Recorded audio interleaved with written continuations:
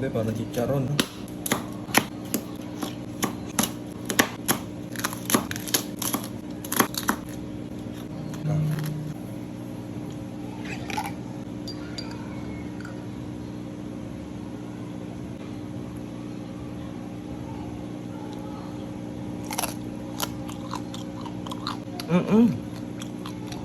Masabog sa bibig.